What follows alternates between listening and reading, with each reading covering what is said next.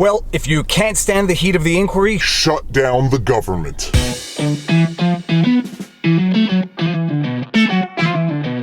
Viva Frei, Montreal litigator turned YouTuber, and I'm dressed kind of fancy because I'm vlogging from you on location at the Montreal courthouse during the lunch break of a week-long trial I am currently sitting through. But because I am compelled to be double productive because I don't really need to eat lunch, and because there have been developments in the Justin Trudeau We Charity scandal, I need to do an update vlog on the subject. Now, for those of you who may not know, Justin Trudeau is yet again embroiled in yet another scandal. This will be his third ethics violation, and I am predicting it is going to go down as a bona fide ethics violation. It will be his third ethics violation during his tenure as Prime Minister. The scandal revolves around the We Charity, who were granted a sole source government contract to manage upwards of $1 billion in a student loan program for which the We Charity was going to get paid $20 million to administer those funds. Justin Trudeau personally participated in the vote to grant this sole source government contract to the We Charity, and then it was released to the public that Justin Trudeau's mother and his brother had been paid upwards of $350,000 in speaking fees to speak at We Charity events between the years of 2016 and 2020. It was also revealed that Justin Trudeau's own wife had taken certain benefits or reimbursement of expenses from the We Charity, and Bill Morneau, the finance minister, and his family had received upwards of $40,000 in vacation benefits or perks from the We Charity before this contract was awarded to the We Charity. The scandal broke. It became clear that Justin Trudeau was probably yet again in another conflict of interest and was in material breach of the terms of the Conflict of Interest Act, which relate to federal employees. Under the terms of that act, Justin was supposed to recuse himself from any vote in which he might have a conflict of interest in which he or his family members might have a vested interest.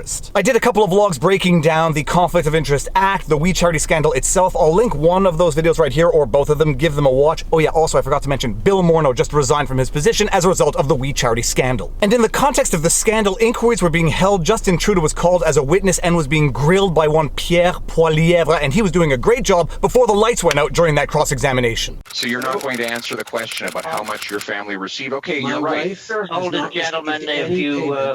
For working with We, and it was cleared by the Ethics Commissioner ahead of time. Okay. Mr. Poilievre, can I welcome back Wayne Easter? Can I welcome back Wayne Easter, a man we've deeply missed? Come on, Wayne, where have you been? Look, I had things under control for you while you were gone. I imagine that, Pierre, it wouldn't be the first time you tried to put my lights out, and that's exactly what happened, Pierre. We get a thunderstorm here. I did a vlog breaking down Poilievre's examination of Justin Trudeau. It was phenomenal. I'll link that vlog right here. Give it a watch. But after the lights went out, well, the government went out because Justin Trudeau just prorogued the Canadian Parliament. And what does it mean to prorogue the Canadian Parliament? Good question, but before I answer it, I'm going to go back to the driver's seat. I had moved into the passenger seat because there were people in the background, but the lighting is better there, so I'm just going to go back to the driver's seat. Give me a second. Ow!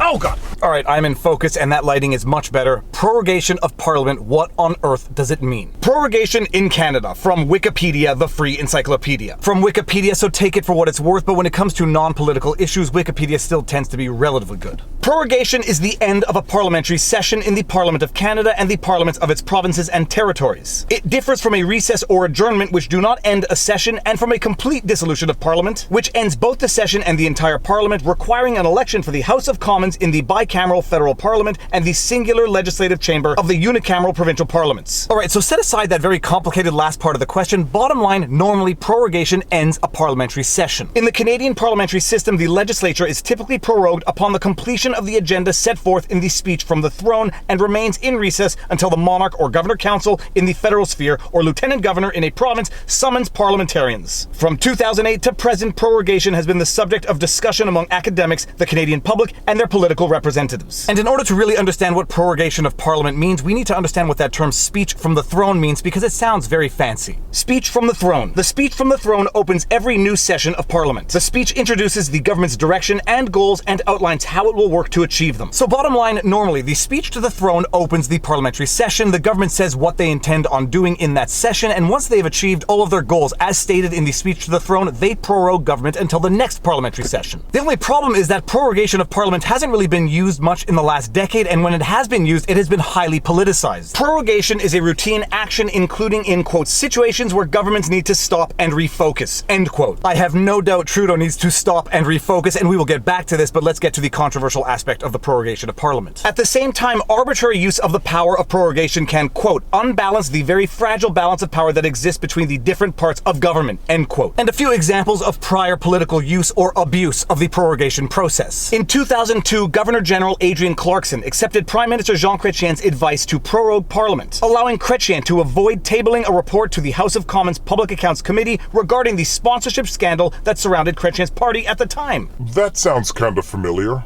After Parliament was again summoned, investigations into the scandal continued. Chrétien stepped down as Prime Minister in December of the following year, and the Liberal Party was reduced to a minority government in the subsequent election. And as we say in Quebec, plus ça change, plus ça reste le même. The more things change, the more they stay the same. This sounds oddly familiar. A prorogation of Parliament took place on December 4, 2008, when Prime Minister Stephen Harper advised Governor-General Michael Jean to do so after the opposition Liberal and New Democratic parties formed a coalition with the support of the Bloc Québécois party and threatened to vote non-confidence in the sitting minority government, precipitating a parliamentary dispute. Harper again advised the Governor-General to prorogue Parliament on December 30, 2009. The Prime Minister stated that this was to keep Parliament in recess for the duration of the 21st Olympic Winter Games to be held in Vancouver, British Columbia in February 2010. The move, however, was suspected by opposition members of Parliament to be a way for Harper to avoid ongoing investigations into the Afghan detainees affair.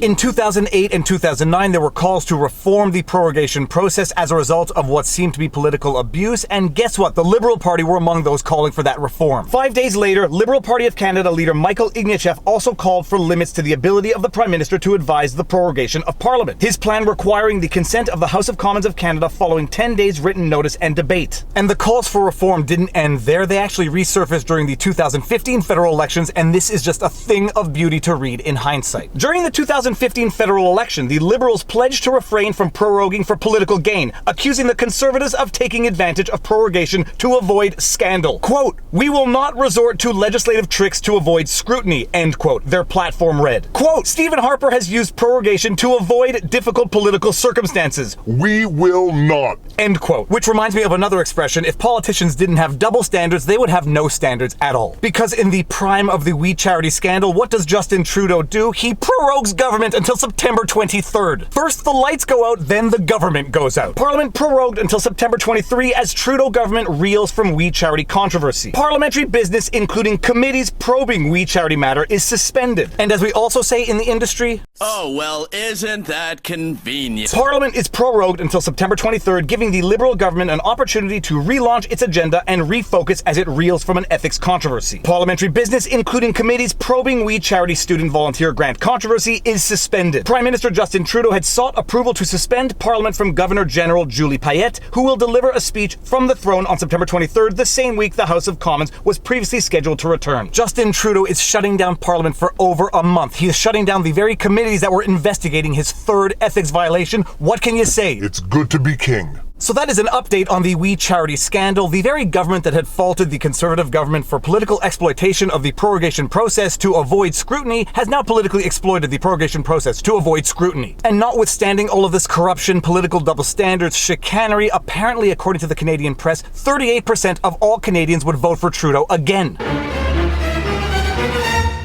And if you find all of this unbearably irritating and frustrating, take solace in the fact that at the very least you might now know what prorogation of Parliament is. And with that said, my lunch break is over. I've got to get back to court, but if you like my videos and you like my content, please be sure to like, share, subscribe, hit the notification bell, drop a comment in the comment section below because it feeds the algorithm. If you want to support the channel, all of the support links are in the pinned comment. We've got PayPal, Subscribestar, Patreon, YouTube membership. We've got merch, lots of merch. Be sure to check out my podcast with Robert Barnes called Viva and Barnes, Law for the People. But more important than that, take care of yourselves, check in on friends and family, make sure everyone around you is doing well, and now you know your vlog. Peace out. Booyah.